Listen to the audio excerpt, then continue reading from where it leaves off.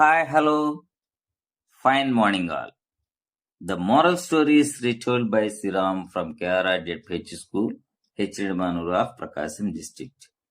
Welcome dear students, teachers and friends to another moral story of The Golden Antelope. Long ago, a gardener looked after the royal garden. The gardener noticed a golden antelope grazing near the royal garden. One day, the king saw the golden antelope and was attracted by the antelope's beauty when he saw him at the corner of the royal garden one day. "Can you catch the magnificent antelope?" the king asked the gardener. "Yes, your majesty," said the gardener.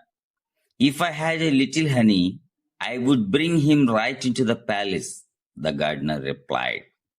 The next day, the gardener approached the antelope, offered him some sweetened grass, and brought him to the palace.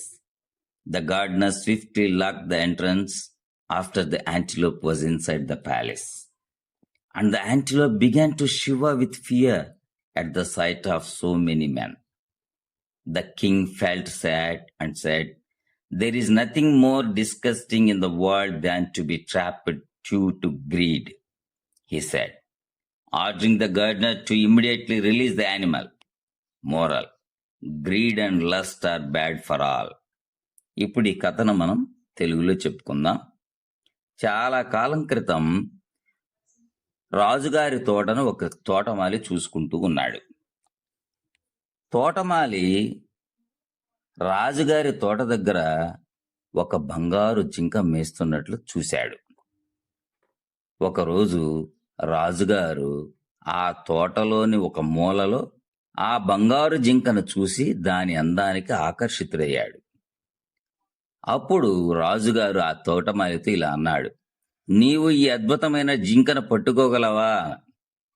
అప్పుడు తోటమాలి ఇలా అన్నాడు, "అవును మహారాజా, పట్టుకోగలను. నా దగ్గర కొంచెం తేనె గనక ఉంటే నేను దానిని నేరుగా రాజభవనంలోకి తీసుకొస్తాను" అని తోటమాలి బదులిచ్చాడు. మరుసటి రోజు తోటమాలి జింక దగ్గరికి వెళ్ళి తియ్యటి గడ్డిని పెట్టి ఆ బంగారు జింకను రాజభవనానికి తీసుకుని వచ్చాడు.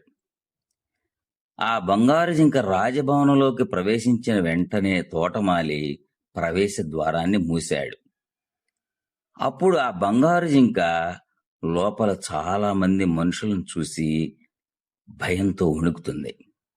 దాన్ని చూసిన రాజు విచారంగా భావించి, దురాశతో ట్రాప్ చేసి పట్టుకోవడం అనేటువంటి దానికంటే అసహ్యకరమైనటువంటిది ఈ ప్రపంచంలో మరొకటి లేదని చెప్పి వెంటనే తోటమాలిని ఆ జంతువుని విడిచిపెట్టమని ఆదేశించాడు.